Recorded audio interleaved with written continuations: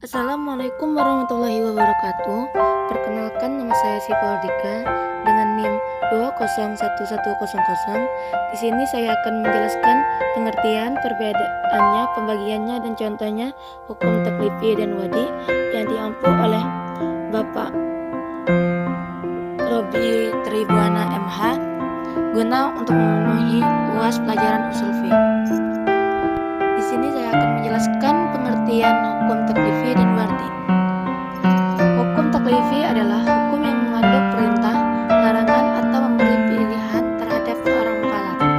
Dan hukum wadi adalah ketentuan syarat dalam bentuk menempatkan sesuatu sebagai sebab, sebagai syarat atau sebagai mani atau penghalang dari sesuatu.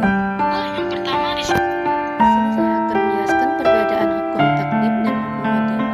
Hukum taklifi menuntut adanya perbuatan, mencegah perbuatan atau memberikan memilih antara berbuat atau tidak berbuat.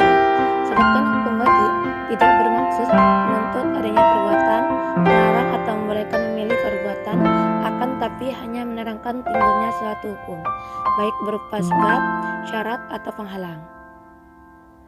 Yang kedua, hukum taklifi senantiasa dalam kesanggupan orang mukallaf baik untuk mengerjakan atau meninggalkan suatu perbuatan, sedangkan hukum wadi terkait dengan kesanggupan pekerjaan orang mukallaf terkadang tidak terkait. Dan wadi. Pembagian hukum taklifi. Ijab mewajibkan, yaitu titah yang mengandung suruhan yang meski dikerjakan. Contohnya seperti pada firman Allah Subhanahu wa taala, yang artinya sungguh aku ini Allah, tidak ada Tuhan selain aku, maka sembahlah aku dan laksanakan sholat untuk mengingatkan aku. Surah Taha ayat 14. Yang kedua itu nat. Nat adalah anjuran supaya dikerjakan, yaitu titah yang mengandung suruhan yang tidak meski dikerjakan, hanya merupakan anjuran melaksanakannya karena tidak harus melakukannya. Maka jika tidak menunaikan tidak dikenakan sanksi. Contoh dari nat terdapat pada firman Allah Subhanahu wa taala, yaitu yang artinya apabila kamu hutang dengan janji akan membayarnya pada ketika yang telah ditentukan, maka tulislah hutang itu. Surah Al-Baqarah ayat 2.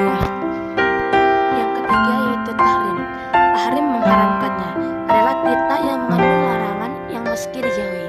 Contohnya seperti pada firman Allah Subhanahu wa taala yang artinya, janganlah kamu mengatakan kepada keduanya perkataan A, dan janganlah kamu bentak mereka dan ucapkanlah kepada mereka perkataan yang mulia. Surah Al-Isra ayat 17. Yang keempat yaitu adalah karohah. Karohah atau membencikan adalah perintah Allah Subhanahu wa taala yang menuntut ditinggalkannya sesuatu dengan tuntutan tidak pasti atau tidak mengikat. Maka bagi orang melanggar larangan itu tidak ada sanksi, yang artinya apabila telah diseru untuk melaksanakan sholat pada hari Jumat, maka segerakanlah kamu mengingat Allah dan tinggalkanlah jual beli. Surah Al-Jumu'ah ayat 9. Yang kelima yaitu titah Allah Subhanahu wa taala yang membolehkan memilih antara mengerjakan atau meninggalkan. Tidak ada sanksi ataupun ganjaran baik meninggalkannya atau mengerjakannya. Contoh perbuatan yang tak maksud dalam kaidah karahah adalah memakan daging kuda. Di sini saya akan menjelaskan pembagian hukum wadi. Sebab suatu sifat atau keadaan yang karena adanya menjadi sebab timbulnya hukum taklifi. Contohnya memiliki kelebihan makanan pada akhir puasa Ramadan menjadi sebab wajibnya zakat fitrah.